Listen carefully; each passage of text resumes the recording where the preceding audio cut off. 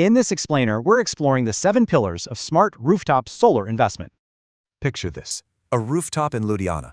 It's 6 in the morning and the mist is still hanging heavy right over the water tank. A man in a lungi walks up with his morning chai, looks out at the empty sunlit space next to his cooler, and says to himself, "Yahin pe to log solar lagate hain na?"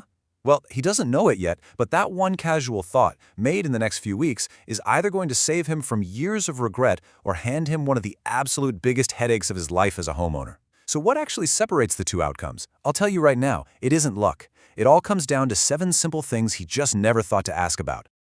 To really understand this mystery, let's meet Rajiv. He's 42, lives in a 2-story house with his parents, his wife, and 2 kids. And his electricity bill is completely unpredictable. Sometimes it's 4,000 rupees, and other times it just spikes up to 9,000. Now, his neighbor installed solar last year and constantly brags about having this magical zero bill. Naturally, Rajiv wants the exact same thing.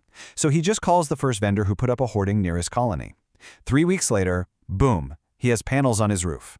But here is Rajiv's new reality. His system barely covers a third of his actual usage, he has a warranty he never actually got in writing, and suddenly his roof has a major water seepage problem the installer never even mentioned. Rajiv didn't do anything reckless here, he just didn't know what questions to ask. So let's look at our first concept, the cricket analogy, and how to build your team. Think of rooftop solar exactly like building a cricket team. You wouldn't just buy 11 really expensive players and assume you're definitely going to win the match, right? First, you'd study the pitch. Is it batting friendly or bowling friendly? Well, in solar, that pitch is your roof, its direction, the shade it gets, and its overall structural strength. Next, you'd study the opponent's scoring pattern, like how many runs do they usually chase? For your home, that's your electricity consumption, your actual monthly units, not just a random guess. Only after knowing those 2 factors do you pick your playing 11, which in this case is your system's size. A cricket team picked without knowing the pitch or the opposition might have star players, but it still loses the match. And a solar system picked without knowing your roof and your specific usage might have expensive panels, but it still won't perform. The absolutely crucial truth is this. Rooftop solar isn't a product you just buy. It is a custom system you design, specifically around your roof, your unique consumption, and the specific rules under your local discom. You know, that is the expensive truth most first-time buyers only discover after installation, when it's already way too late and very expensive to fix. So what does this all mean for you? Let's just slow down for a second and look at 3 highly practical takeaways. Takeaway number 1. Know your roof before you know your panels. The exact orientation of your home, any shading from neighboring buildings or even trees, and the structural strength of your roof, all of that dictates how much your system will actually generate. And that remains completely true regardless of how many panels you end up installing.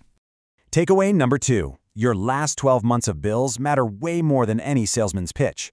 System sizing should always be based on your real average consumption over the past year. It should never be based on some round number someone suggests just to make a quick sale.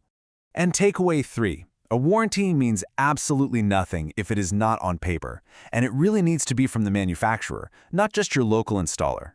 You must ask for the panel warranty, the inverter warranty, and the workmanship warranty separately, clearly in writing, before signing anything at all.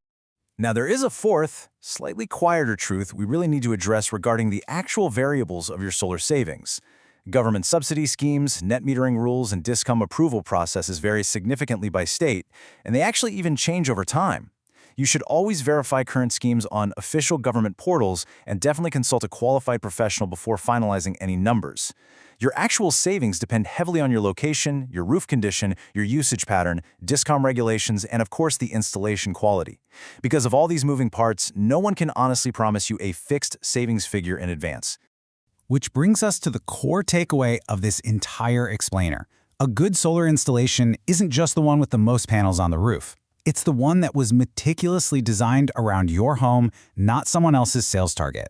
This is exactly why comparing vendors truly matters. Their processes, their warranty terms, their track record, you need to look at all of it before you commit. Solar Mart helps you easily compare verified solar companies side by side, so the final decision is entirely yours, made with total clarity. If this explainer helped you see rooftop solar just a little differently, please like and subscribe for more honest, myth-free solar education. As we wrap up today, tell us down in the comments, what is the one question you're still unsure about before going solar?